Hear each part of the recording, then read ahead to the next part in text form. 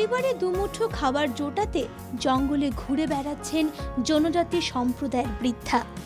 জঙ্গল থেকে নানা সবজি, বাঁশের কোড়ল সংগ্রহ করে দিন চলে তার। জঙ্গল থেকে তুলে আনা সেসব বিক্রির সামান্য টাকায় কোনো মতে চলছে পরিবার।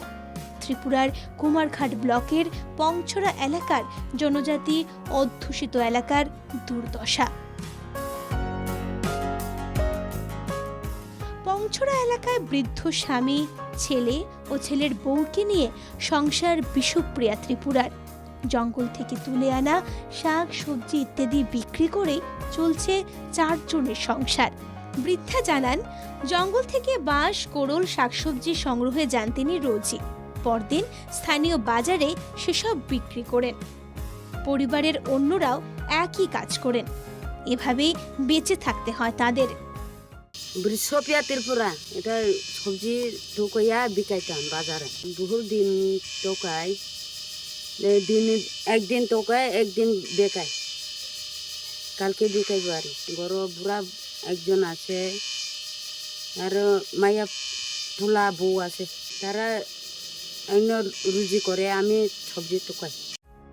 বৃদ্ধা জানান, সন্তান ছোট থাকা সময় থেকেই এভাবে জঙ্গলের শাকসবজি কুড়িয়ে সংসার চলে তাদের। বাঁশের কোড়ল অথবা বনের শাকসবজি তাদের প্রয়োজনও মেটায়। বাকি সামগ্রী বাজারে বিক্রি করে কিছু নগদ আসে। এভাবেই কার্যত পুরো জীবন কেটে গেল বিষুপ্রিয়া ত্রিপুরার। শুনুন তার নিজের মুখেই। বহুদিন হয়েছে, আমার তো মাইয়া পোলা কত সময় তরকারি সবজি টোকাইয়া বিকাইয়া খাই। বাছুরের জন্য বাছুরি পাই, আর সব কিটা কিটি সব যে জঙ্গলে কিটা থাকে এটা টোকাইয়া বিকাই। আর উন্নয়নের অনেক প্রচার তা সত্ত্বেও ত্রিপুরায় জনজাতিদের জীবন পাল্টায়নি। সভ্যতার আদিতে যে সংগ্রাহক হিসেবে টিকেছিল মানব সমাজ, এই একবিংশ শতাব্দীতেও সেই একই অবস্থায় দিন কাটছে তাদের। এদের জীবন জীবিকার পরিবর্তনে কোনো সরকার এগিয়ে আসেনি। এই লজ্জাজনক সত্যি প্রকট হয়ে পড়েছে ত্রিপুরায়। কবে পিছিয়ে পড়া মানুষদের পাশে সরকার দাঁড়াবে, সেটা লক্ষ টাকার প্রশ্ন।